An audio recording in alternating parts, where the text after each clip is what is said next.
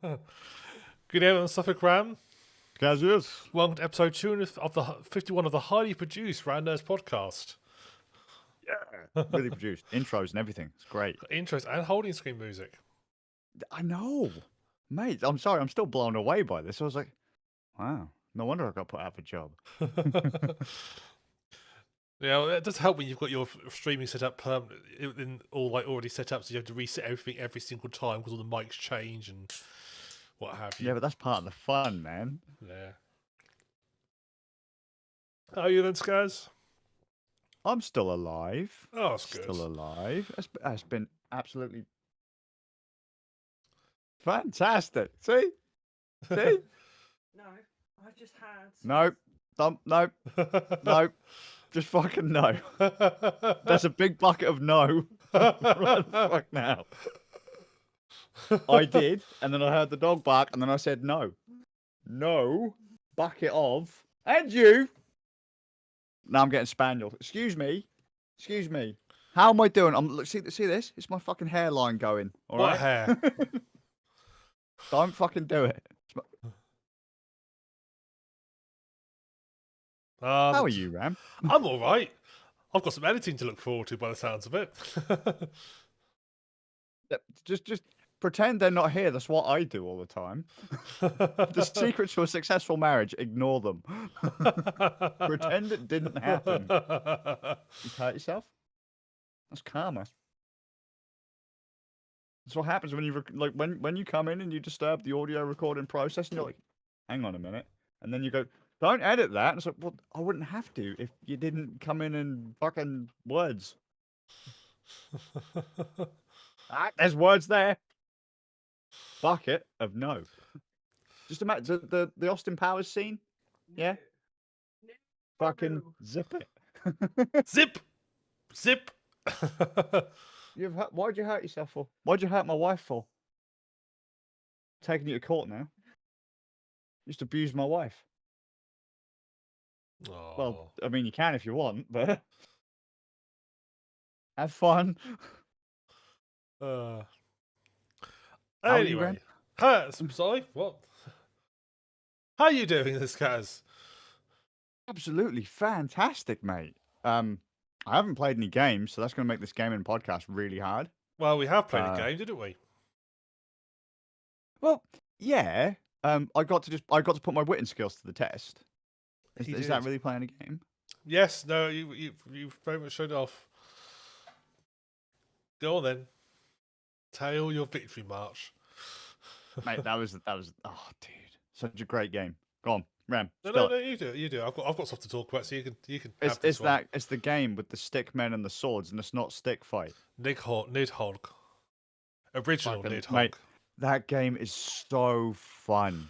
For a game where it's literally two pixel dudes wailing on each other with little swords, like basically a fencing. Okay, you're a stick dude against another stick dude. Is it only 2 players? Yes. Can you have more? But no, 2 players only. Okay, it's 2 players only. I think there's a tournament mode or something on there, but I'm not sure if it's like you can hot seat and stuff. All right, but it's 2-player mode only. We played it last night on Games Night, right? And oh well, mate, I've probably not had that much fun on Game Night since we played stuff like Stick Fight and Gang Beast and stuff like that. It's one of those kind of goofy, quick, simple. It's not quite a party game, really, because there's not loads of different things that you can do in it. It's literally 2 dudes, stick figures, and you fence. You've got high attack, middle attack, low attack. You can roll. You can jump and fly kick. You can throw your sword. Break your opponent's neck. You can sweep them, break their neck. And the object is when you kill your opponent, you have to run to the opposite side of the screen that you spawned on. Yes. So player 1 runs to the right, player 2 runs to the left. And I think it's after 5 screens. It's 3. Oh, is it 3? I think it's 3, yeah. You have the middle screen, either way, and then you go 3, and then you win. Yeah, you make a couple of screens through, and that's it. And it's a back and forth until someone gets to the furthest end of the screen and they win. My gods, for something so simple, it is so fun. You can disarm your opponent by sweeping them, kicking them. If they throw their sword and they miss, it'll catch on other kind of like geometry. So you'll have platforms. If you throw your sword and you're standing under a platform, you'll just dink it off the wall. Um, you can pick up your opponent's sword as well. So if they drop it, you can block swords that are thrown. Oh man, just the for something as simple as swing sword, stab guy, avoid him when he respawns, get to the other side of the screen. Because obviously the other player, generally speaking, if you kill someone, they will generally spawn on the side of the screen that you need to go to. They get in your way. Yeah, usually. Sometimes you're lucky and they don't, and you just run for it. My gods, screaming, laughing, some of the random things that happen where you turn on, like, the game's got modifiers as well. Yeah. Ram turned on boomerang mode. I completely forgot the boomerang mode was on. Went to throw my sword, threw my sword at Ram, and it came back and twatted me in the face. To be fair, that happened to both of us quite a lot. Oh, that was so good, Because man. by default, swords keep going. They don't until they hit something. Yeah. So there was one bit where I think you threw a sword and then you were running when you jumped late in, and you got ahead of it and jumped into your own sword and killed yourself. Oh, mate, that was so good. That game is so good.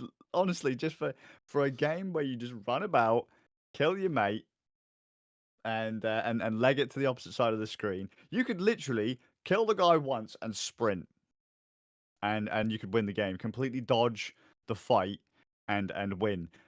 It is so fun. There's a surprising amount of strategy to it as well. Yeah. There's only But it's 6 just- controls. Yeah, which Yeah. is nuts. Yeah.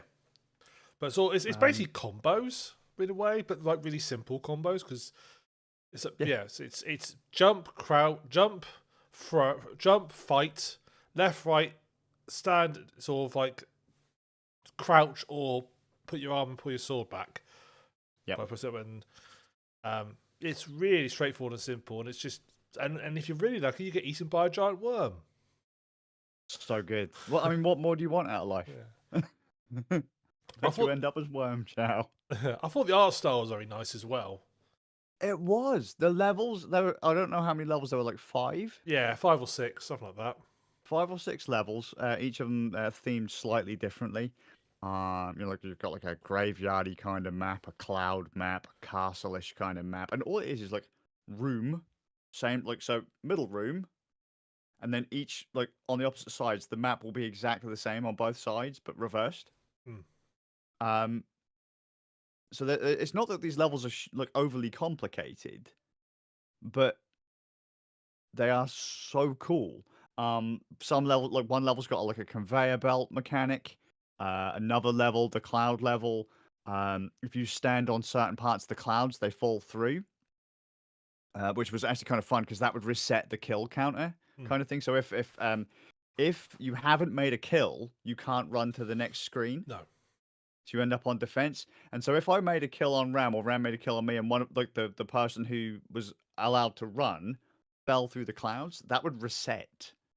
And so funny. I will say I am quite surprised. There's loads of little critters around on the levels, like rabbits, birds, and things like that. That you can't attack those, or that they don't attack you. Yeah, I But, think they're just background elements, really. Yeah, but for the levels look great in all their pixely glory. The music or the sound effects in that also pretty cool. For something so simple, so cheap, we burnt an hour and it didn't feel like anything at all. No. And to be fair, the only reason we quit is that I was using mouse and keyboard. Oh, I was trying to say I was using the keyboard and I was getting cramp in my hands because the controls are by default for keyboard a bit weird. So it's WASD. If you're player one, because Nidhogg is one of the very few games, so far I can't think of many others, where you can have 2 people playing on the same PC using the same keyboard. Because one player will use WASD, one player will use the arrow keys. Yep. And by default, jump was, I think attack was F, I can't remember what jump was. It was something else. So I changed jump to space, so I had like a spare finger for it because Yeah. and I also changed the attack to shift because I had a spare finger. Because obviously, I don't know how you play games, but I have my 3 main fingers using the WASD keys. Yep. And then to have to be able to attack by pressing F meant I had to take one of the fingers off. So I reconfigured it to basically my 2 spare fingers. But maybe they like that for a reason. Otherwise, you get cramp in your hands after an hour. Yeah, so what I would have probably done is I would have assumed that you'd have had WASD for movement, say like F for attack, say G for jump, or Yeah. something to that effect, or maybe C for jump, because obviously the keys are going to have to be quite close together, assuming Yeah. you're going to play 2 players on the same keyboard, Yes. right? So, but yeah, I'd obviously because I'm gonna be rocking the 2 hands. I wouldn't say if F was attack, I wouldn't try and move off of D to hit F. That would be to attack. That would be really weird to me. Yeah. So I'd have to. I mean, I play loads of games like that style. I play fighting games on the keyboard. I play retro games on the keyboard, like entirely on the keyboard. So to me, I don't really know if that'd be too much of a problem, but I'd probably try to limit my left hand to movement in a game like that because you'd have to be quite quick. Yes. That's part of the reason why I changed controls. So basically, I could have a finger over all the main buttons at all Yeah. times. The only thing that has to technically move is my middle one, which does between W and S. Moves up or Yeah. down. But you're only going one way, or you're only using one of those at a time anyway. So Yeah. Well, yeah, because you use up and down to change stance, don't you? So you've got low, mid, high, and then from high you then go into the throw. yes, And what was low was crawl and sweep. yes, yeah. It's all little combos. It's really neat, and it's. I love that also like if it the game tries always like will respawn the other player in your way all the time to try and make it fair. In fact, sometimes I actually think the better thing to do because I believe if you go off screen you respawn. So actually, when someone's running away, your best bet if they're ahead of you, best bet is actually not to try and chase them. It's just to go off screen, let yourself respawn in front of them. Yeah, fair point. See, I always gave chase. So did I, but actual fact, that's actually the better way to do it. And sometimes, I'm not sure if that respawning time was slightly random, because sometimes you seem to respawn almost immediately. Sometimes it seems to take sometimes ages. it was really quick. I don't know if maybe it was the length of the stage, because some of those screens were huge. Yes. Like on some levels, a screen was really short, and then others just felt like the sky level just felt like it went on forever. Yeah. Yes. So I'm not entirely sure if like maybe there are trigger points on the map, but yeah, it could be a timer or a random timer. But dude, so fun! Or just the idea of just fence the guy, run the opposite direction, or run towards the end of your side, or run to your goal kind of thing. So simple, so fun. Like it and Stick Fight are fucking insane Yes. amounts of fun. There need to be more games like that on Steam. And you said it was quite cheap because I have to thank you for that one because you actually bought it for me. It was for a 2-player pack. So if you buy it, basically you get a second copy to give to somebody else. It is $12.99. Buying a single copy is $6.99. So you basically get a £1 discount for buying 2 copies. Sure. So that's why I did obviously. Cause I thought, well, I'm not going to be stupid. But yeah, it is a refill going. In many ways, I prefer it to Gang Beasts because the thing what I find about Gang Beasts is that Gang Beasts, a bit like Humans Fall Flat, is basically the control. There is no sort of like real degree of control. You're basically just a bunch of toddlers running around. Yeah. And not really experienced. Whereas there's a lot of finesse in Nidhogg. I reckon watching 2 good players at Nidhogg, like people who've really got down, would be absolutely insane to watch. Because I mean, one thing that I don't think either of us actually achieve, but you can actually do, is if your opponent's got their sword out and you're down, and you sort of sweep your sword up, you can disarm them. Oh, neat. It's very difficult because when I was like testing levels and stuff, and to sort of get the landers right and make sure that my control scheme was going to work. I put against there's like a little training mode just to sort of like get the sound levels right mainly, and trying to do it to an opponent was very difficult because you've got to be almost touching the sword to wipe out their hands, but it's doable. But yeah, I reckon I'd love to watch actually 2 skilled players play that game because I think that'd be insane. Yeah, I reckon if you've got like the old traditional fighting game timing down, you're probably gonna have a great time with that one. Almost reminds me a little bit of the fighting game. Although this game is a lot more simple. Footsies, where literally it's just left, right, and then you have the ability to kick and sweep, and it's just something to teach you fighting game fundamentals. It's very, very simple, but when you see two good players go at it, it's fucking phenomenal. Yeah. Also, like one of the platform fighters that are on PC, kind of like you know how like Smash Brothers. You've seen Smash Brothers, Ram? Yeah. Because you're not much of a console guy.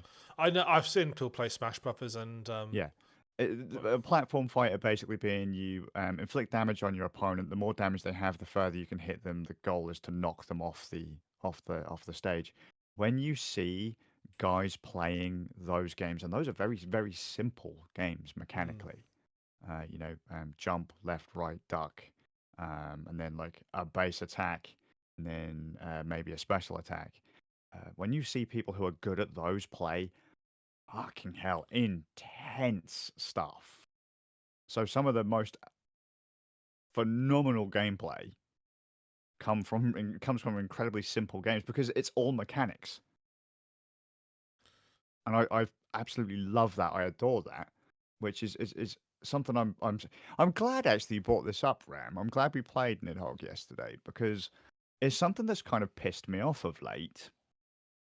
Because have you seen the PS5 Pro has been announced? yeah, like More $700. powerful I think it PlayStation is. 5. Yeah. They want what £700, $700, Yeah. whatever they're charging in the UK. It's probably just the same Probably the thing, same but with because they don't yeah. believe in exchange rates. It's the dollary do sign swapped over to man. I could just imagine if that was 700 yen. They're just going to change it over. The Yeah. Japanese get a Oh, great yeah. deal. Everyone Sony else doesn't. gets stiff. Sony doesn't change their currency, and they just take. They like the 700, so they don't change. They just change the currency symbol. That's it. That's But if they sell it in Russia, you could buy it for like 10p. yeah, exactly. Well, it's the same as if you got it for 700 Because the yen. You're rubles are basically getting crashed. it for Yeah. nothing. But it's like, you know, the idea of the Pro being that you can play the PlayStation 5 games that you may or may not already own, but instead of like performance mode, instead of like aiming for a 30 FPS cap, of like 4K 30 FPS, if you want a more stable frame rate, you put it into performance mode, which might drop you down to like 1440p. Drop the graphics settings down a little bit, and oh look, a solid 60 or a solid 120 Which or looks whatever. better. The I'll die Pro on this hill. But higher frame rate's refresh rate looks far better than higher resolution. I agree. I will take higher frame rate every day of the week. Plus, depending on what you're playing, higher frame rate's beneficial because your inputs feel smoother. Like Yeah. if you play mouse and keyboard games and you're playing at like 25 FPS and they're optimized for 30 or 60, it feels like shit.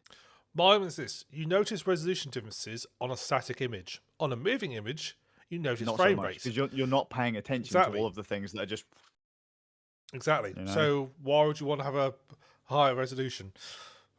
Well, you see, and that's the point of the Pro. The Pro being that for £700 or a million to yen or whatever, you can play the games in the quality mode, the beautiful graphics mode, but also hit that 60 FPS or that 120 FPS that you want from the performance mode. I was like, that's great, but my problem with modern day gaming isn't that the games don't look great. It's that they play like shit. Mm. Like, I'm looking at a game that I've played 1,000 times over, and the only difference is it looks better. It took ages for it to come out, it costs a fortune, and it plays like ass. It's got the mechanical diversity of a fucking postage stamp. Or the mechanical fucking diversity of a spanner. It does one thing. It's not complicated. It just does a thing. And it's like, it's so fucking boring. One of the reasons why I like, Alan Wake, for example, is it's mechanically different. Not hugely different, but like how many different ways can I press L1 square? Yeah. If all of the games play the same, I don't give a shit how they look. I want something to feel mechanically different. I want it to function differently. I want there to be different things than center screen click. You know, I don't give a fuck if I can see the fucking pores in a character's face or the zits that they had in high school. I don't care about that. I want a decent game mechanically. I'm going to say something really out there, okay? I love Souls games. Or I used to love Souls games. You know, Demon Souls, Dark Souls, Bloodborne. Newer ones would be like Sekiro, Wukong. What was that other one? Came out like might have been earlier on this year, last year, like Wolong or something like that. But either way, and then there was like a Star Wars one as well. And I'm thinking to myself, look, this is great. They, but all you're doing is they just look better. They play the same. I don't care. It's so fucking boring. I'm just playing the same game. It just looks prettier, or it's got different scenery. They're just upgrades of the theme, basically. Yeah, it's like, for fuck's sake, guys, come on. Just because it sold like 10 million copies before doesn't mean I want it again. Yeah. Give me something different. See, they're sort of stuck between a rock and a hard place because you can just imagine it. If they like sort of put new mechanics in, change it too much, everybody will just go, "Well, this ain't the game Souls. This ain't how I like to play." And it's all Which is changed." true, but it's like, what I'm saying is I don't want to keep playing Souls games. No. Like, how many different companies can release their own version of Souls? I agree with you. I think that any iteration of a game should be tweaking the formula. You know, look at the formula, improve the formula, and tweak the formula. And you don't need to have to, let's say, throw everything out and reinvent the wheel every single time. But like, at least look at what made the first game good and leave that where as it is. Look at what would be interesting to try make it a variation on the theme and change and add in and stuff. You know, just tweak stuff, but it's got to be an actual. You know, you still have to. It has got to be a sort of change to make things interesting, but it doesn't need. There is a balance in the middle of completely changing everything, but at the same time not leaving something so identical that it's so it's the same. And I think it's a problem with sequels, basically. Well, it's not. Some of these aren't even sequels, though, are they? Because they're not even made by the same developers. It's like, but guys, if you're a multi-plat, company, a multi-plat developer, dude, I don't want you to make a From Software game. Make your own game. Yeah, you want to, cash in on whatever's popularity. Give me something that's different. Give me something mechanically different. Give me something interesting. Yeah. For fuck's sake. Like, I don't want to play Dark Souls from Software and then play Dark Souls clone Lies of P or Dark Souls clone fucking Wukong. They look fucking phenomenal. They play really well, but it's like, it's still so fucking tedious. It's like, okay, well, I'll just play some Souls, right? Time to move on to the next Souls. Like, where's the when we had loads of where... roguelikes back in the day. Yeah. It's like, stop. Yeah. Do something else. Well, everybody gets the same idea, don't they? Oh, we'll make a roguelike. It says it's 50 other people, and they all make them, and you get clones. Yeah, so, whenever a game comes out that's all like revolutionise how something works, 3 or 4 years later, 3 or 4 years later, you get dozens of people all basically copying the formula because, hey, it worked for Dark Souls, it worked for so-and-so, it worked for this, let's copy it. I mean, you can get within the companies. I mean, let's face it, Ubisoft basically makes the same game every single time it changes it. Assassin's Creed plays the same as Far Cry. Far Cry plays the same as what's that? Mordor one, the Lord of the Rings Mordor one. Yeah, people aren't going to be happy with you saying that, dude. No. My God. But saying then that Assassin's Creed plays like Far Cry. Maybe in third person, but you're doing all the exact same things.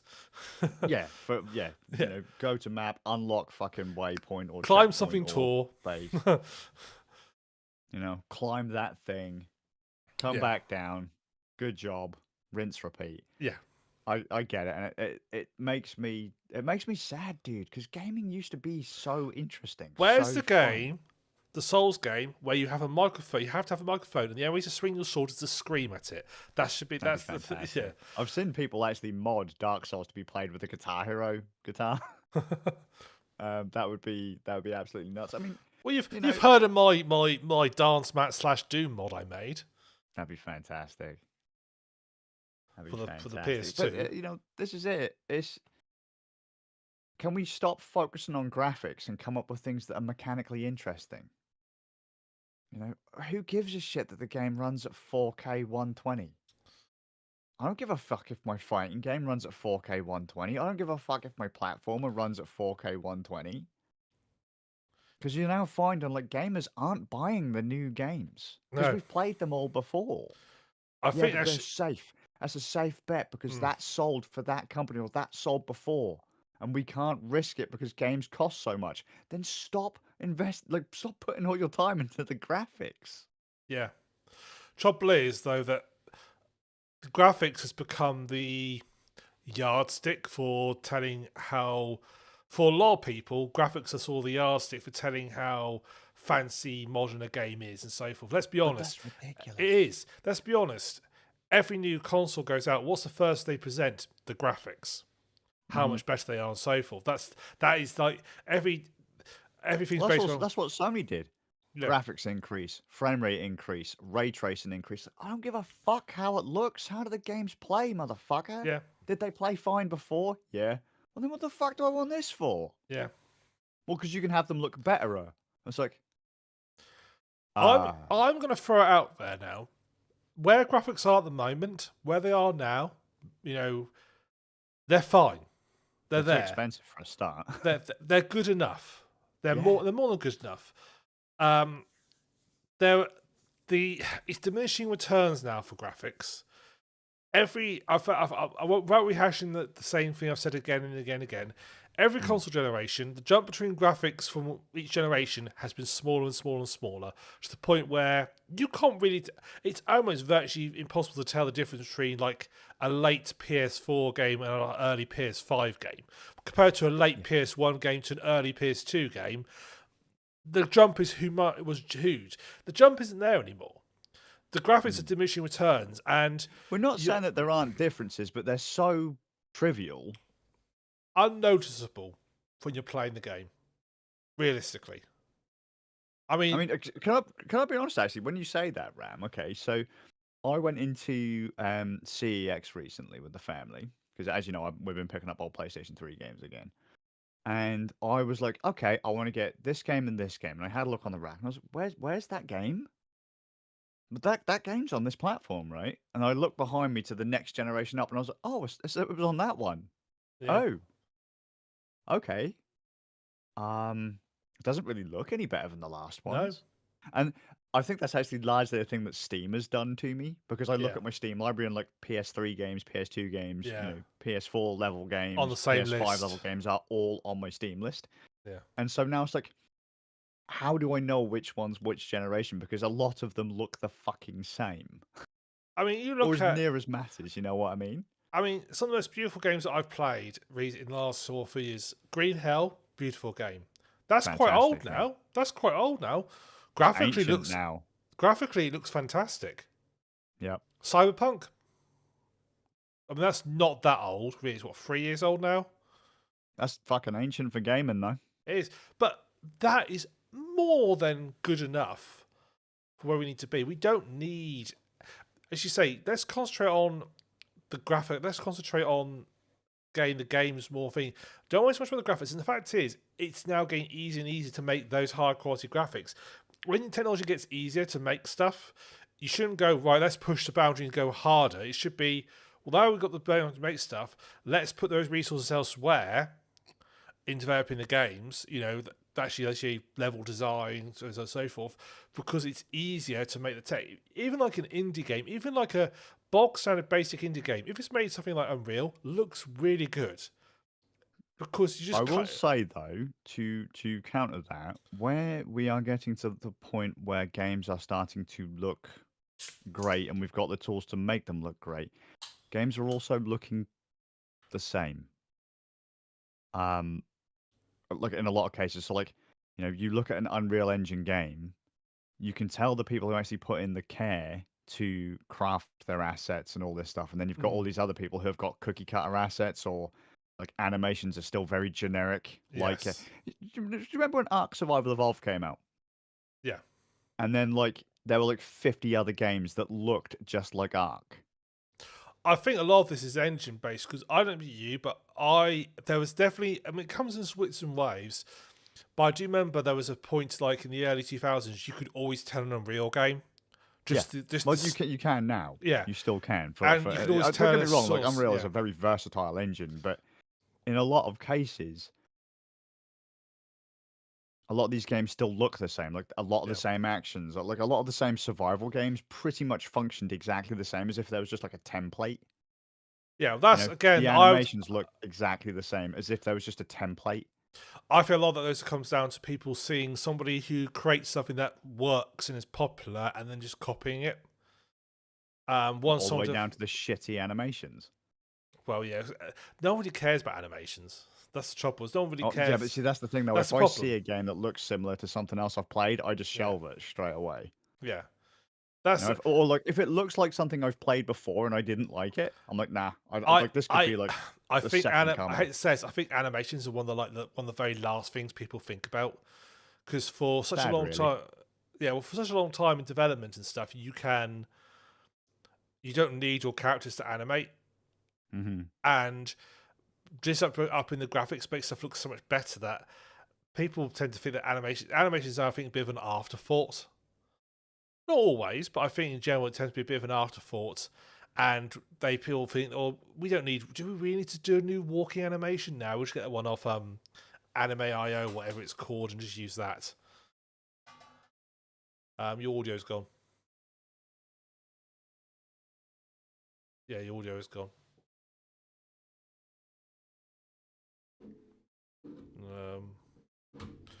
Shall I try disconnect you from the call and reconnecting? Let's disconnect you from the call and reconnect.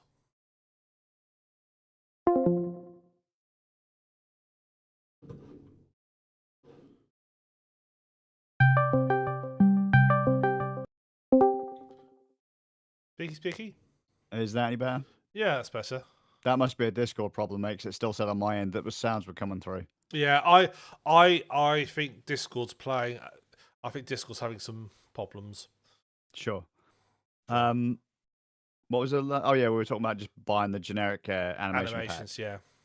I mean, the other issue as well, right? We've got all this power to make these games look great, and have you ever like? There's a bunch of games that have come out recently where characters literally look like they're like fucking Oblivion characters. Like there are some games that have come out where it looks like. Do you remember back when we were younger? Right, low actually meant something. Yeah. Right, if you set a game to ultra, that was how the game was supposed to look, and if you put the game to like medium or low, high, medium or low, the game looked like plasticine. Oh yeah. Yeah. Yeah. In years gone by, though, they've kind of remedied that because they aimed for the lowest end kind of console. Yeah. Or like, so, hey, we need to make like medium on the console look really good. Or as best we can, just kind of lower the shadows a bit, lower the res a bit, drop some of the lighting effects kind of thing. So, you know, you didn't really need to, there wasn't a huge jump between, say, medium and ultra or high and ultra. A massive performance hit, but still. Somewhere that's completely gone out of the window because there are quite a few games that have come out of late where they just look shit. And like I said, Yeah. we're not saying that graphics are everything, but if your game looks shit and then follows up and plays like shit, what the fuck were you doing? I actually had a thought about this the other day with not just games, but like animation films, like Pixar animations. I can't remember all like DreamWorks animations and stuff. I can't remember, what was it? I think I saw a trailer for. I think it's called like Bad Guys, something like that. And I watched it. and I thought it's just by like a little indie studio because that looks Yeah, did you crap. think like that? Did the interns make this? Well, I watched it and I assumed it was from like a small company because I actually, in fact, thought it looked like a backward step in terms of like the quality of the animation, the quality of the just general look, just looked a bit Yeah. simpler, a little bit more backwards. And then it turned out it was made by DreamWorks, you know, like a major studio. And I thought, hang on a second, that looks worse than what I've seen before. Now, what's going to be really bad is, right, and I don't want to jump onto this bandwagon or go onto a rant because frankly I don't care, right? Chances are though they'll probably put some what's the word I'm looking for? As if something's got like an agenda. Well, they'll put some politics in there, right? It'll look shit. No one will be interested in it. You won't like it, and then you'll be called a bigot, racist, homophobe, sexist, whatever. That seems to be a common thing now. If you don't like our thing, it's because insert thing here. It's not that it's not for me or for someone Mm. else, or that we just don't like it. You're instantly a piece of shit for not liking it. Yeah. And I'm thinking to myself, just because you've put that stuff in doesn't mean you can half-ass the rest of the project. And I've found somewhat more so recently that if something is more likely to push politics, it looks and plays like shit. Yeah. It's not to say that the idea behind it wasn't good. It's not to say that the best of intentions weren't there, but they were doing things the wrong way. Yeah. I think I think there's a little bit of that out there, but I also think that a lot of it is just People are shit. yeah. And But this is what I mean. Like, it's almost like in some cases, not all the time, I think that some of this stuff is being stuck in there almost as a pad for a shit product. maybe. Not all the time. No. I am not saying all the time. It's just it's just this random feeling I get that like we know our game isn't very good, or we know our story isn't very good. Let's tack on something. Mechanics aren't very good. Our gameplay isn't very good. Let's do something so that we have a headline and go with it.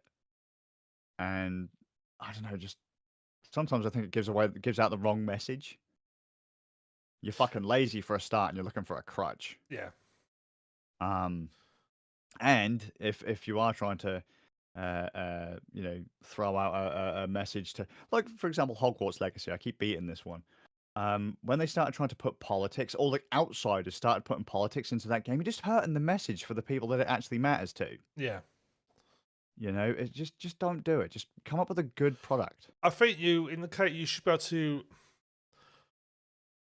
look past. I mean, it's different if a product says, "I think you should like everybody. If you think this way, you should be killed." Type sort of situation. That's an extreme example. Products will like really pushes a certain point of view, and I mean, if you play things like Rainbow Six, that's quite. If there's in many ways, that's a very right wing game when you play and look at the backstories and stuff. The earlier ones, not so much the newer ones. It's war. It is war, but it's very. I mean, but by its nature, it tends to be sort of maybe because Tom Clancy was pretty heavily in that direction, so it tends to sort of pull through from him.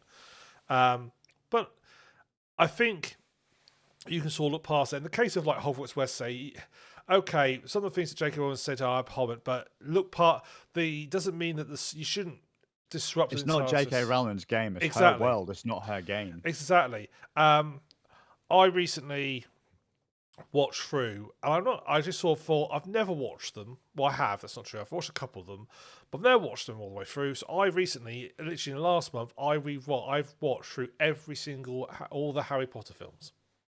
All right, yeah. I watched the first one. I've seen the first one, seen the second one. Never watched any of the others. So literally, Friday night's film night for me. Every night, I watched one of the films. Dude, you probably know more about Harry Potter now than I do, and I have no idea. I have to. Do you know what? Actually, I have to say, despite not getting into the story, I actually found myself actually really enjoying them. I love that the cinematography is really nice.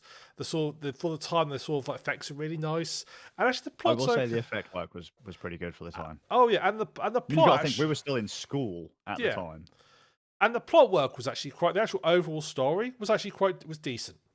Yeah. I was saying to my sister, who she won't watch them because J.K. Rowling and she has some really abhorrent, nasty things. As a person, I don't particularly rate her. But I was like, well, separate the artist from the art. And I Some said, people say there's a limit to that, but I would say, well, at that point, if you wanted to say, I'm not going to follow a product because insert person is a dickhead or has done something wrong, Yeah. if you look deep enough, everyone's done something wrong. no one's perfect, and everybody's going to have some views that are going to be. So, I'd say it's you can separate the art from the artist. Well, And it's a bit can I like just throw out there? yeah. Because I got into trouble for this years ago, right? I like space. I like engineering, right? And I got in trouble once for saying that I liked the V2 rocket. And that if it weren't for the V2 rocket, we probably wouldn't have gotten to space when we did. We absolutely would not have done because Warner von Bern, Ta-da! And do you know what I got called for that? Nazi. Nazi sympathizer. And I was like, but That's the but reason we have a space. America had a space program. I was like, dude, we now have GPS satellites that you use on the fucking daily. Yeah. Like, a lot of this stuff was pushed by some very horrible things, but let's separate the horrible things from the engineering here. You know, I've invented a gun. I per the think that this. Look at what out of these horrible situations, horrible things that were created. Look what good we've managed to pull out of it. Look what we've managed to take something that was shit and turn something diamond. V2 rockets, horrible weapons of war, but look what we made. We made the Nuclear spaces. power, nuclear bomb. Yes, exactly. We can just because something has and it can be used for an evil purpose. Because not being funny, anything can be used for an evil purpose. Let's take a really stupid example: a kitchen knife. Yeah. A kitchen knife is a valuable. If you said to somebody, "Oh, I really like, I bought myself a nice new set of kitchen knives," and I said, "You're supporting knife crime and murder," Yep. that'd be a stupid thing to say. Agreed. Okay, V2 whole as a piece of technology, very clever. I mean, look at any bit of technology, doesn't matter who made it. Someone was really clever bits of technology people come up with. Particularly in war breeds innovation. Oh, of course, mate. Of course, because that's where all the money is. Yeah, and just we need to beat those people. Let's put all of the money into that. And just because one side created it, and it's the opposite side to the one it's the evil side, if you want to use that term. And let's be honest, the Nazis were fairly nasty people. They weren't friendly people, were they? So no, no one's saying V2 rocket cool, but hey, Hitler, great guy. Can I also point out, dozens of science fiction films would be screwed about the Nazis because Nazis was a free art style for them to use. Star Wars would be fucked. Yep. So just saying. Just because something, I think something good. So the Nazis think something good can come out of them. It's a bit like I derailed you with Harry Potter. Well, no, it's all right. It was a big debate over the experiments that were conducted by the Nazi Japanese on people. They found research, I think, by actually performing horrific experiments on people. And there was a big debate over whether we should keep this knowledge and use it, because they discovered a lot of useful stuff, but the way they discovered it was really bad. Do you keep that knowledge or do you get rid of it? And the answer is, if you get rid of it, all those people died for nothing. See, no, the same people who called me a Nazi sympathizer argued with me about that too. And I was like, wait, but you guys have been kept alive by medical procedures created by those same evil bastards. You can condemn their methods. It's good for you. Yeah. But the thing I like is evil. You can condemn their methods, absolutely.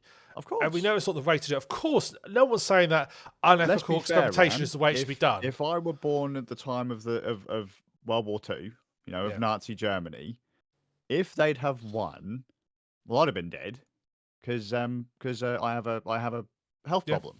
Yeah. My wife would have been put in a mental institute. My son would have been done in as well. My eldest son would have been done in. Yeah. My youngest son would have probably been a dictator, so Yeah, strings and roundabouts. But it depends how quickly he could rise to power and if he might be able to save you. Nah, mate, he wouldn't save me. Oh. That's what you get for taking away my laptop, Dad. But yeah, I think you can't. I mean, it's a bit like what, because I said my sister was like, talking about my sister this. Well, now the stuff's come about Neil Gaiman, and it's not looking good. Oh, I don't know. What's happened?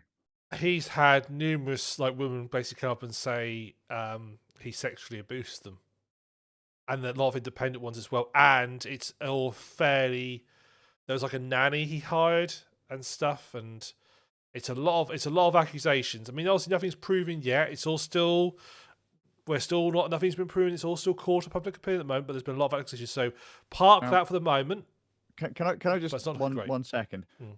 And this is, I am not downplaying anything that may have happened to any people in this case. However, this is a sign of how bad the times are. When I hear someone say such and such a thing, sexual assault, or such and such a thing, racism, or such and such a thing, discrimination, and I roll my eyes. Mm. It's like, some of it absolutely horrible. Other times, you glance at someone, you're a racist, you're a sexist, you're a homophobe. Yeah, some What? of the things that have come out aren't great, if I'm honest. But hang on, Discord is really fucking up.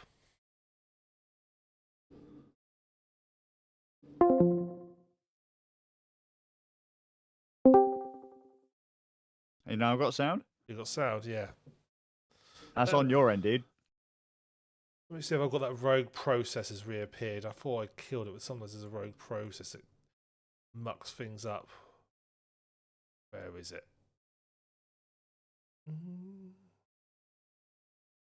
The one that was causing me issues last time isn't here.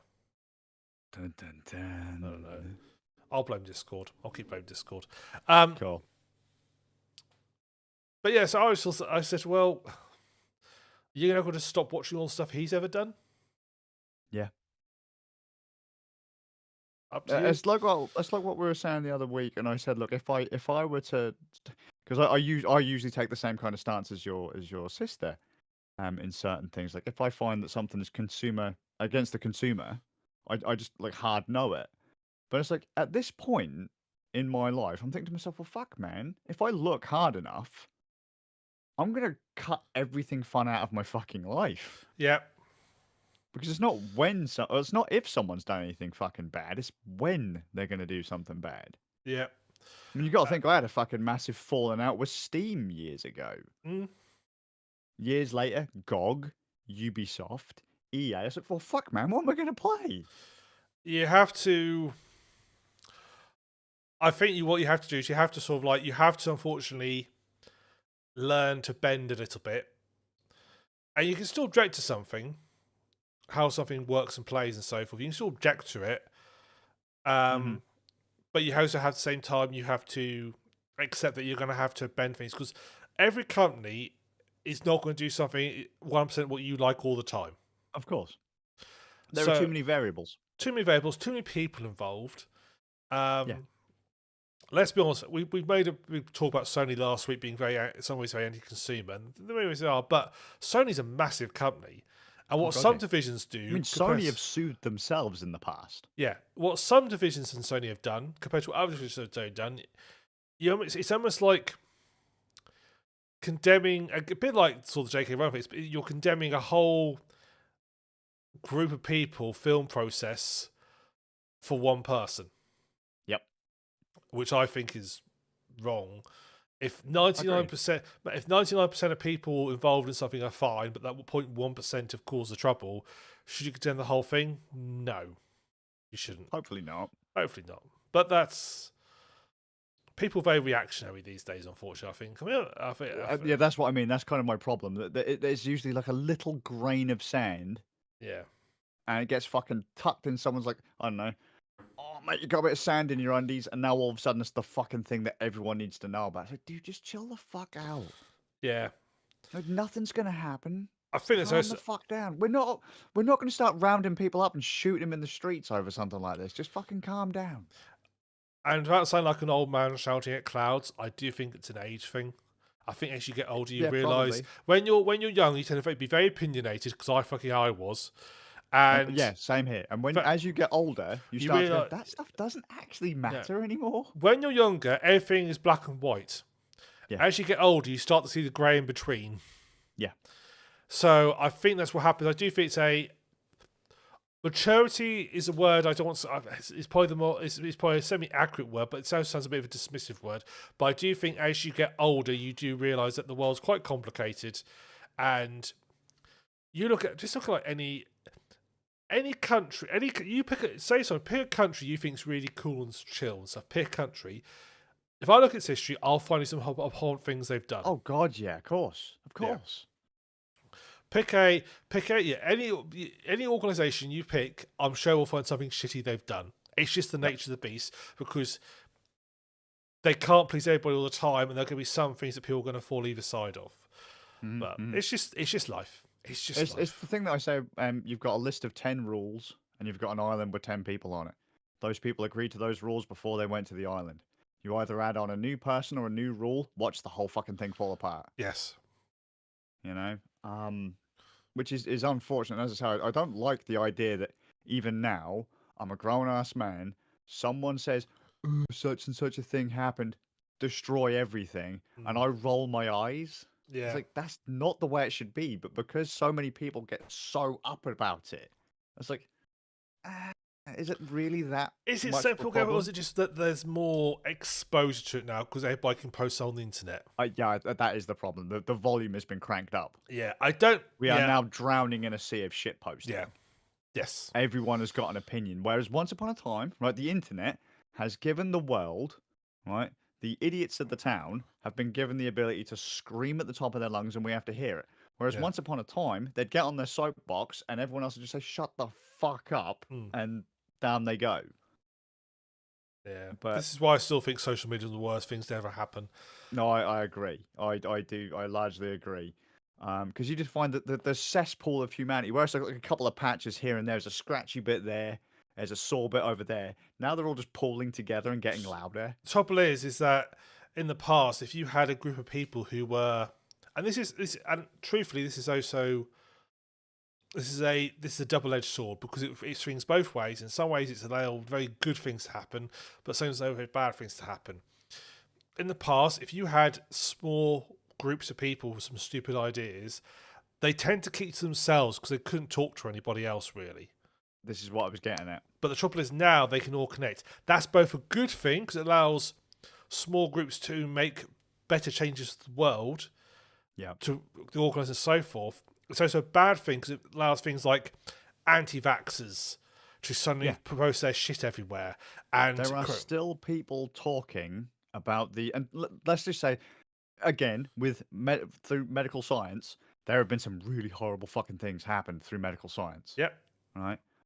Disgusting things like fucking pregnant women getting incredibly sick, losing their children, all that kind of thing for something that was sold to them to help them feel better. Phalamine, right? What's it? Not Phalamine. I can't. It's a while back. I know what you fucking mean. the horrible, absolutely horrible thing. People born disfigured, fucking horrible fucking things have happened. Right? People are still spouting shit about the vaccine thing. And don't get me wrong, you are still going to have things come through that are going to go bad. But the Wakefield thing was fucking disproven. He was a fraud, and people are still. The ironic thing about Andrew Wakefield is he actually got sold vaccines. He got hoisted by his own. He was making a competing vaccine. Yes. He wanted to have them separated into three, wasn't it? It's the MMR vaccine, measles, mumps, and rubella. And he had his own measles vaccine? Yeah, I think something like that. And yes, he was basically doing it as a competition. So he got hoisted by his own petard in some ways. I mean, obviously he's lost his license now, so he definitely got hoisted. But in some ways he got hoisted by his own petard, but because people took it out of context, like everything. People, if I could change one thing, I would change to school curriculums is critical thinking would be a mandatory course, and actually explain to people you can't just read the headline.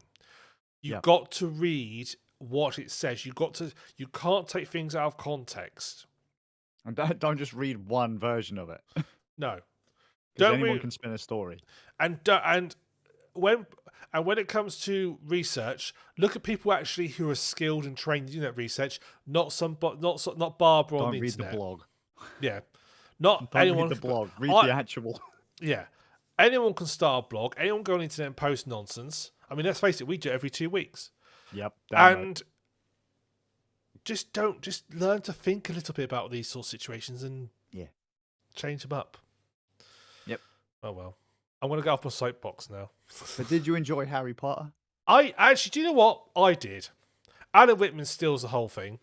It has its ups and downs, but even the bad films are actually quite good. All right. But actually, I have to say, overall, I once I got to the end of the very last film, I thought, actually, I was quite sad to get to the end of it, to be honest.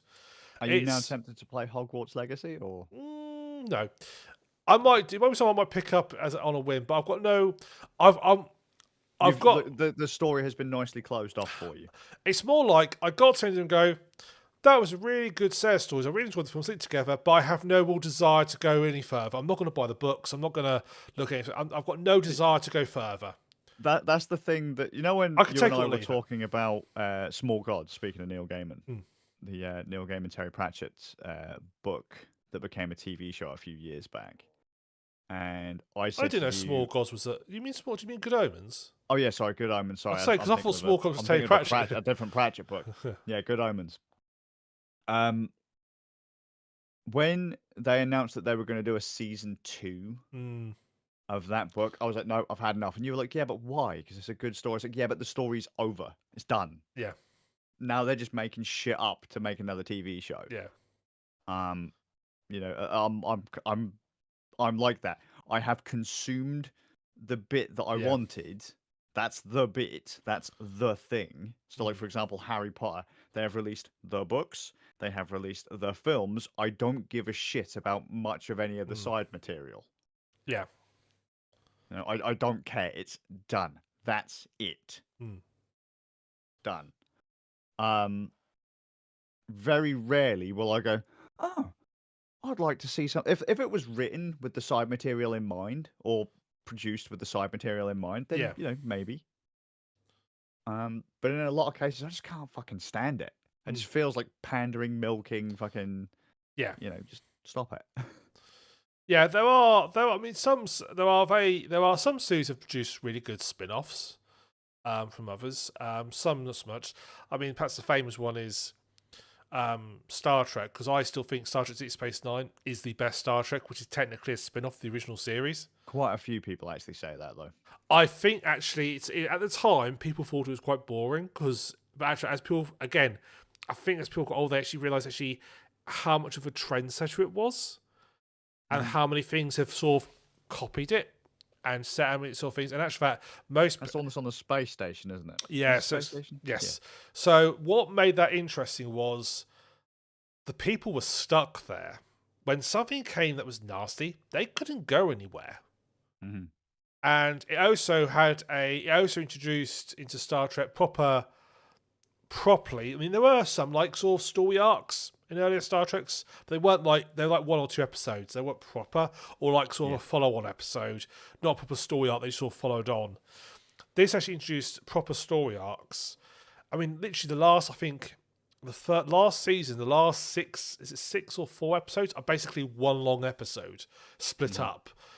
And it's surprising actually when you go back and watch it again how early it drops the hints of what's coming up.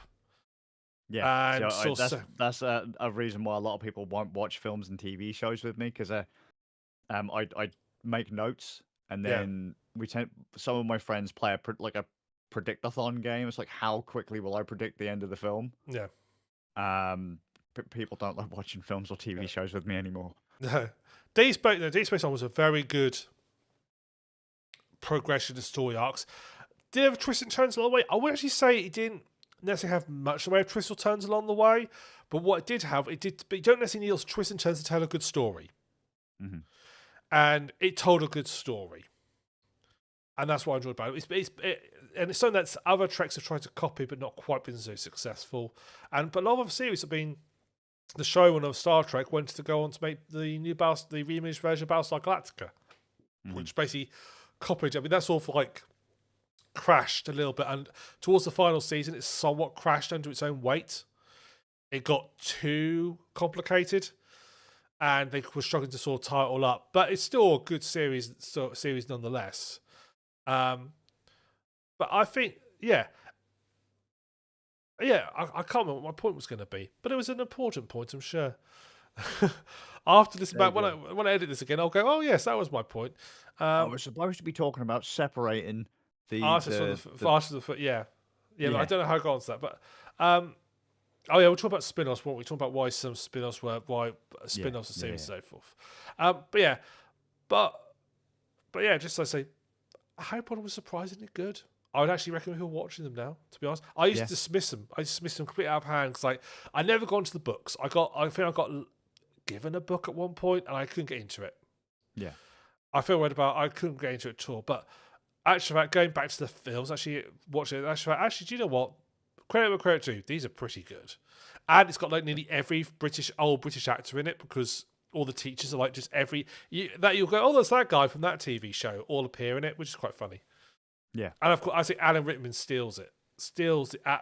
He's on it. He's on it for some. I think someone worked out in the total across all the films. He's only on screen for like an hour, something stupid like that. But it is Alan Rickman. But it's Alan Rickman. He steals every scene, and his final scene.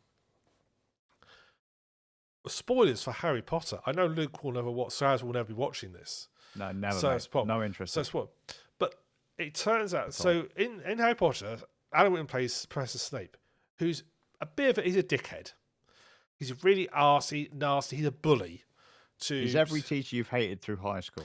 He is through to Potter and so forth.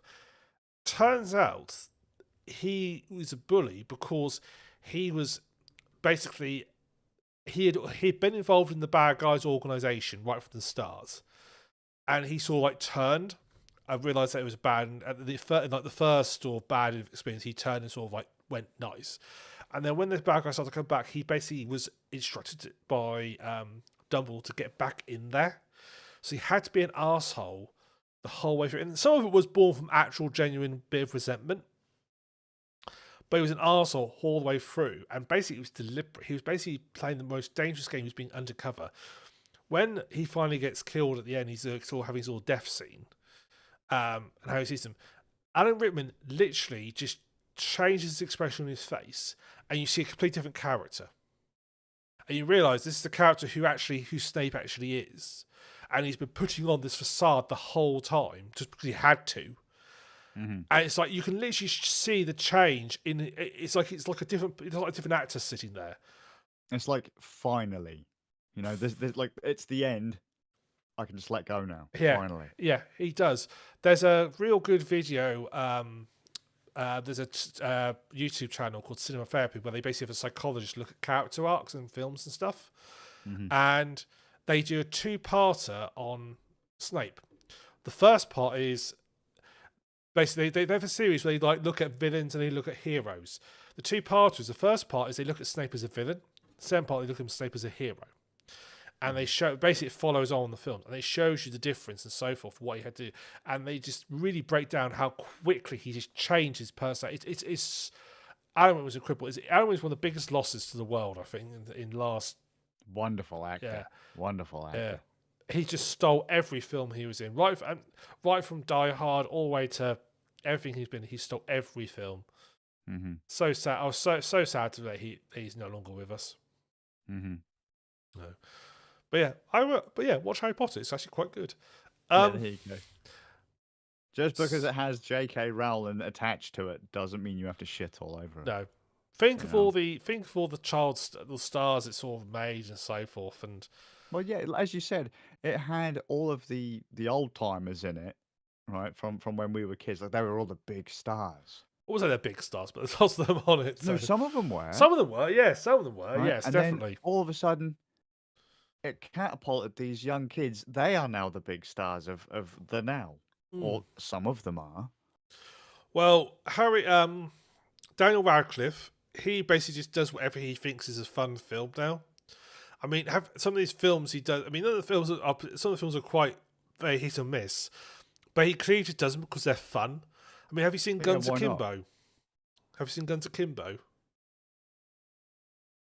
Guns Akimbo is Daniel Radcliffe. It's a film. It's on Amazon, and it's a bit of a shit. To be honest, it starts off as really great. it starts off as somebody who doesn't really know how the internet works, because it's quite amusingly.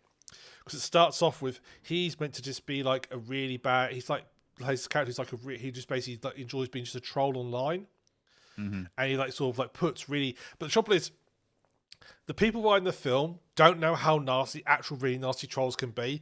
So it's basically saying you suck. It's like sort of the worst thing you could possibly say to him, and destroys them. That's what it's the first sort of scene where but he pisses off the one person. There's like this group that basically run these illegal like gunfights, like fights to the death type situations, and he pisses off someone in this group. So they drug him. They bolt guns into his hands. They literally drive a bolt through his hands and tie guns so he can't drop them. And then he's stuck, and they just leave him, and he wakes up, and he then has to try and sort of like fight his way to the top. But he spends like the first half of the film because he was in bed at the time in a dressing gown and slippers, and these guns. At the very end on, he has to go for have a wee while holding 2 guns loaded with ammunition. Good times. Good luck. It's a really silly film, but it's one of those films that this is never going to win an Oscar. Yeah, It's sure. not even particularly good, to be honest. But do you know what? It's a film that when you're sat there, you're half drunk on cider. It's actually a real fun film to watch through. Well, yeah, sure.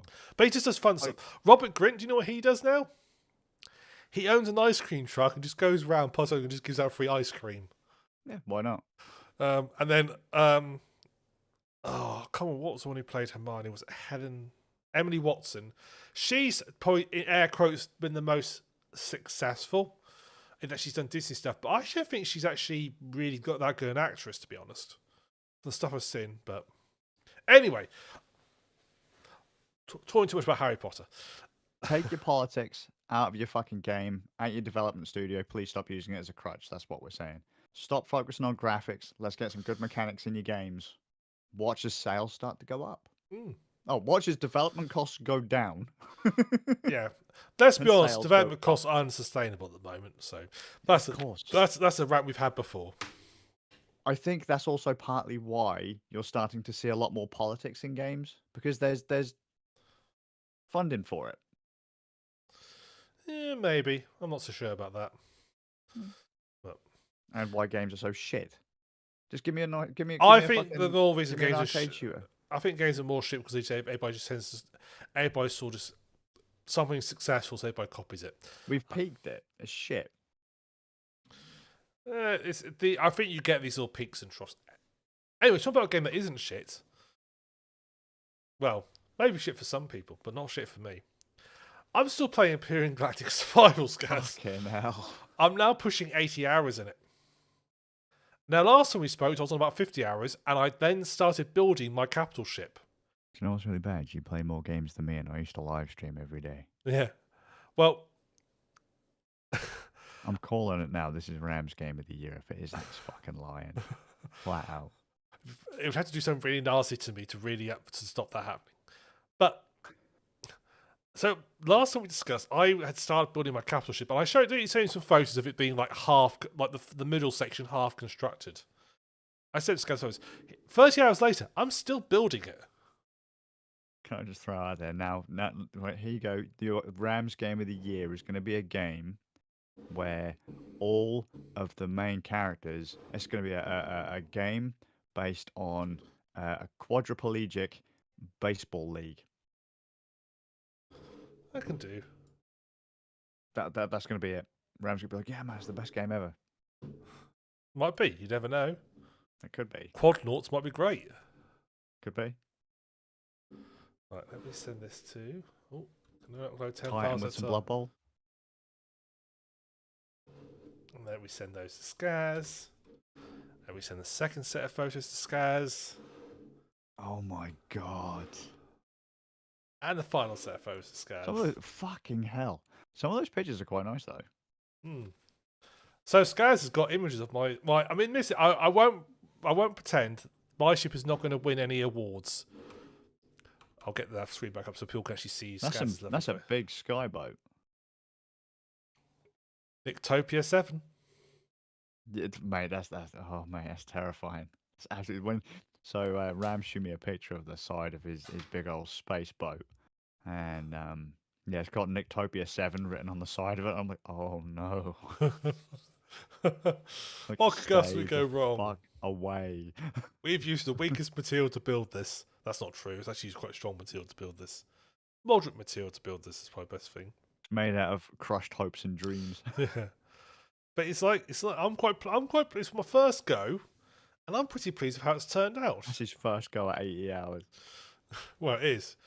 Because a lot of it's just getting resources. The amount of iron I've had to mine, the amount of planets I've had to jump to just to find. I'm running out of iron, gold. The amount I struggle to find gold because I need gold to make the computer units. I really struggle to find that, but I managed to find enough eventually. But yeah, just like flying around, just the planet I'm on, I've completely stripped mine. There's nothing left. All like the planets in my system, I've pretty much stripped mine. There's actually nothing left. Ram has made the galactic equivalent of Greenpeace flip their shit many times. Mate, I've now got on my spaceship a mining laser, so I just aim it far and it just shoots through the ground like 30 meters and just absorbs everything. He just like pulls up to a planet. Hey, they got some shit I want. you laugh, but that's like the laser I've got on my small ship is like the ones on the big. So I think have got a range of like 150 meters, and so you can literally just sort of like, and because you can fly the big ships on a planet, you can just like hover over something and just shoot down, just cut a hole. See, my next project this is what I think the only thing I'm actually going to have with this. What was that film with Will Smith in it? Well, there's been a number of films. Independence Day? Yes. That's going to be I just imagine Ram flying over.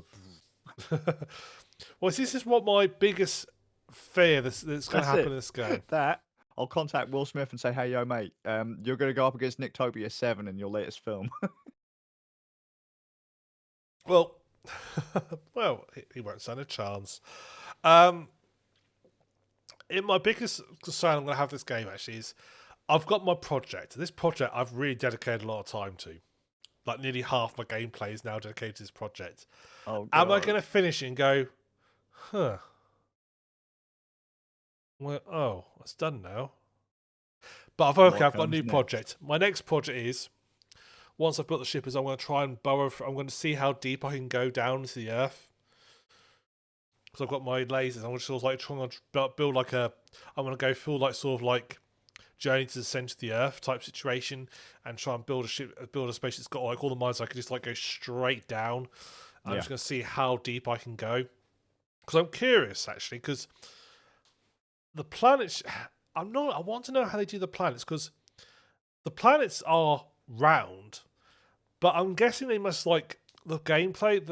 When you're on the ground, it feels like flat, so it must wrap round somewhere to like teleport to the other side. I mean, I suppose I'm really doing flat Earth theory in my game, really, in this situation.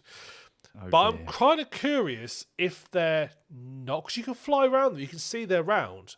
Unlike flat Earthers, I can see they're round, so I know they're round, and you can fly around, you can see it. But then if you get down on the surface, it's not. So I'm kind of curious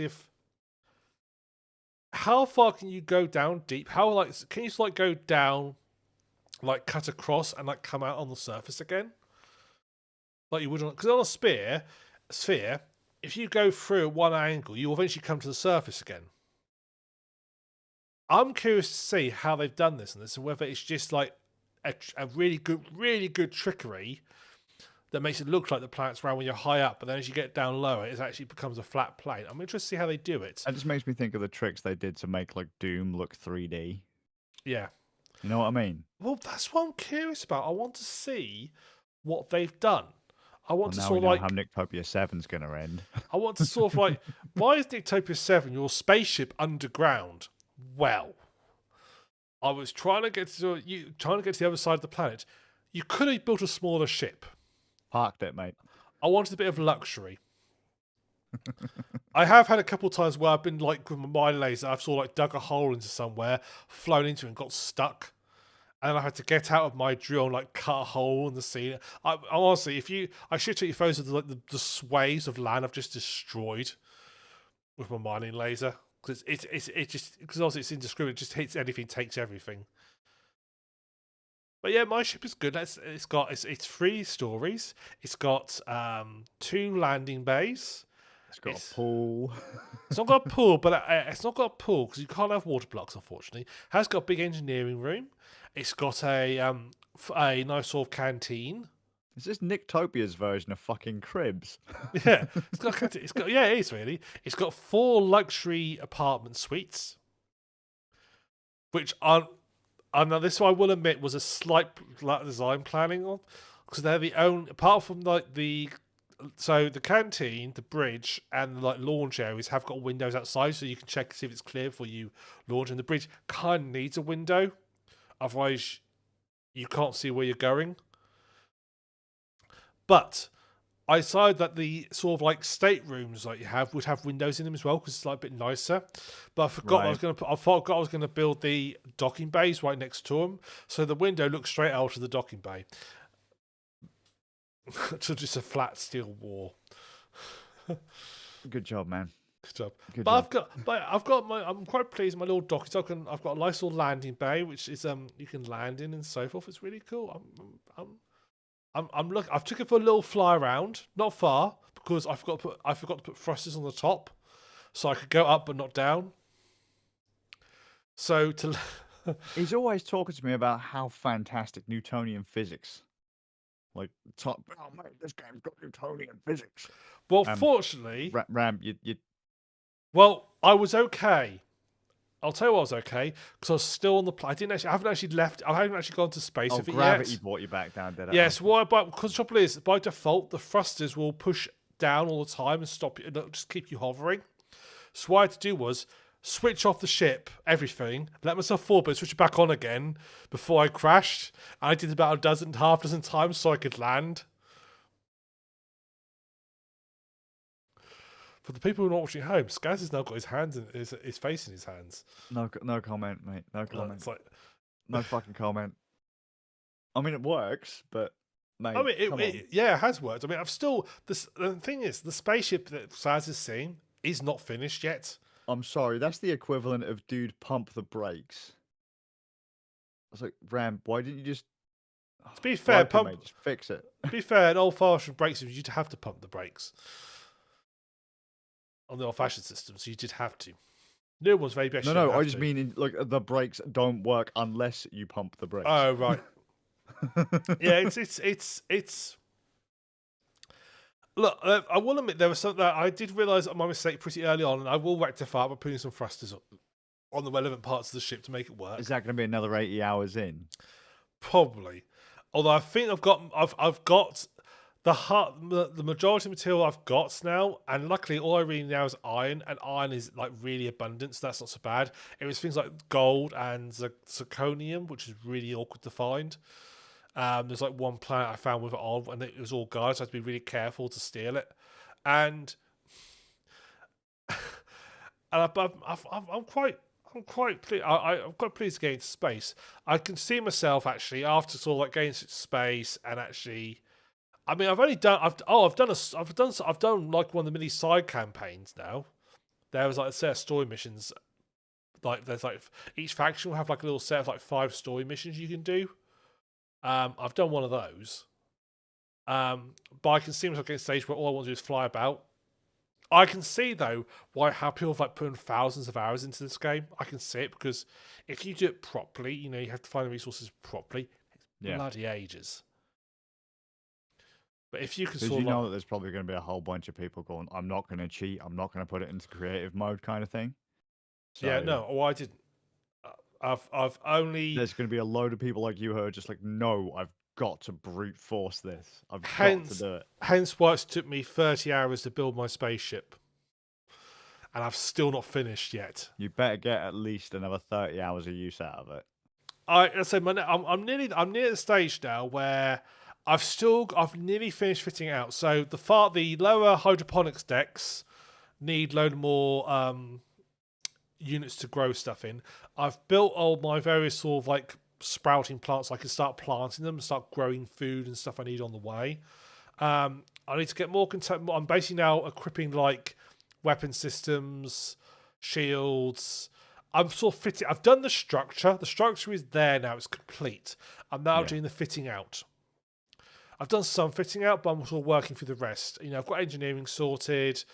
I've got decks or main bridge sorted. I've got a lot of stuff sorted. I just now need to finish fitting it all out so I can actually take her out, man, and fly into space. And then I've got my docking base sorted out as well, because basically my current planet I'm on, Livingstone, my main base on the planet, will be stripped out when I'm done. Not destroyed, but I'll take all the resources I've got stored in it out and put them into the spaceship. How many times have you had to pull up the console to save Nictopia 7, Ram? Touch fake plastic coated wood, none so far. Give it time. None. Unless it gets stuck underground. Give it time. Either Nictopia 7 will meet its demise, it will meet its end underground, or he's going to launch himself into space and something is going to go horribly wrong. I'm going to jump to one of, because capital ships can jump to other star systems. So I'm still in one star system. I've not even left my star system yet. Capital ships can jump. He's still at the equivalent of the cyberpunk intro. Yes, I am. On the title screen. I am. I've unlocked one part of the city, but there's a couple dozen different star systems out there. I know what's coming. I'm going to jump to my first star system, end up somewhere hostile, and just get immediately destroyed.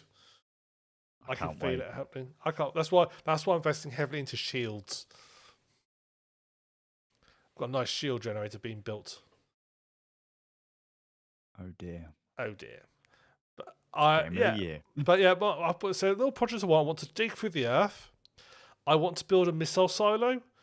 I'm basically going to just build a really deep pit and then build a spaceship in it that's pointing upward, points directly upwards, so I can just launch out of the ground like a missile. So that'd be fun.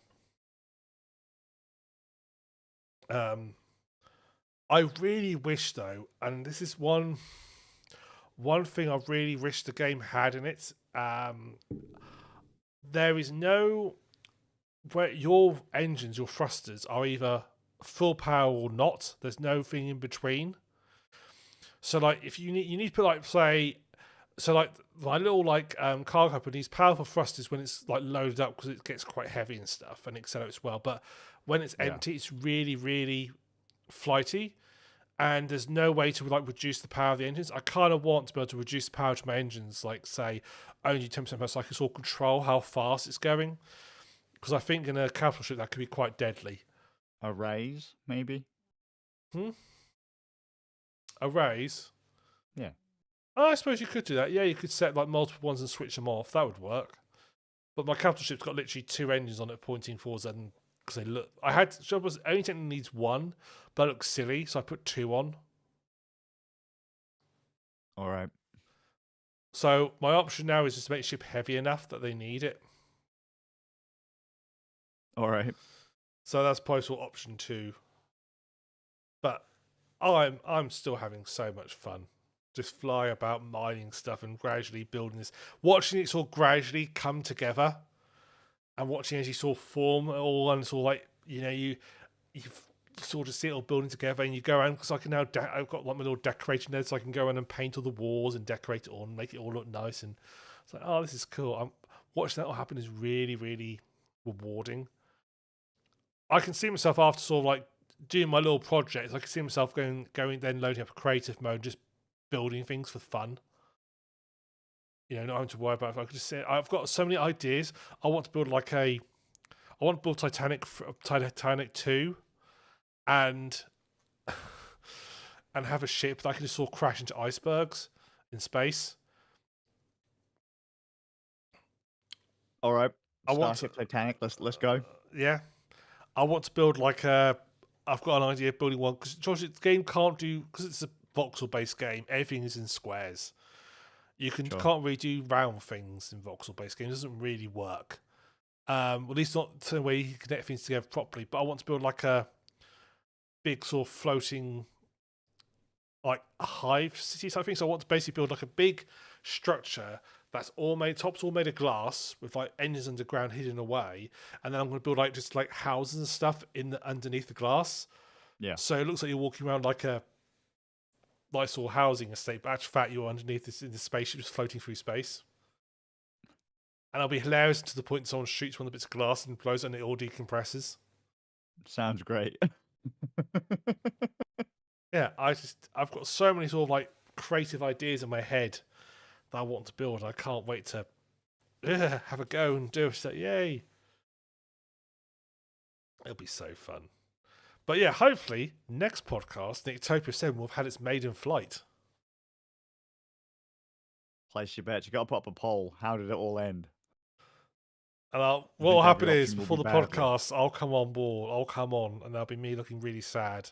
And I'll send Skazz the photo of like Nictopia 7 in 3 parts. It's like the first phase with Spud's lasers cut it in half, and it just all floated away. Sad face. Sad face. Sad face. Well, anyway, that was a nice little update for Empyrion Galactic Survival. I'm sure Skazz is glad to see that. And No, to be honest with you, mate, I'm glad you found a game that you've actually put all this time into. You know, is it? Yeah, especially given what we've just been talking about. yeah. It's nice that there is actually a game out there that has grabbed your attention. It's literally grabbed you by the nutsack and said you are not fucking going anywhere. Yeah. And it's a little indie game from 2020. Yeah. It doesn't even look. I mean, it doesn't. It looks all right. Again, those graphics are good enough. Yeah. I mean, you look at it. That's It's mechanically interesting enough to keep you involved. yes. Yeah. Those. Yeah. Exactly. Those. That's basically what I'm saying. You've tied it all up, mate. Nice Yeah. one. There you go. Well, on that note, we'll end then on that note. Why I've successfully completed it. So, thank you everybody for watching this podcast. We hope you've enjoyed it. If you had, you can follow us on our YouTube account, youtube.com/rantnerds. You can check out our next games night, and we are, I think, we're playing Mud Runners, Yes. something like that next time, where we get to drive around off-road vehicles and pull heavy logs. I don't mean about me after I've had a good kebab. No. So join us for that on the 25th of September at 8:30 GMT +1. You can join us for our next podcast, which will be on the 26th of September at GMT +1. But alas, we are nearly into winter, so it won't be much longer when I'll be saying GMT instead of GMT +1. Sad face. I had to put the heating on today. It was terrible. Just a quick note as well. Feel free to email and comment every way that I'm wrong to idon'tcare@randnerds.com. Oh, I actually set that up. Oh, wait, as sorry, an it's not email. .com anymore, is it? .co.uk. That's it. Feel free to. I will care. set that up. Thank you. So come join us for that. You can join us. So yeah, check us out on youtube.com/rantnerds or twitch.tv/rantnerds. So from me, the Suffolk Ram. Skazzius. See you guys next time. See you guys.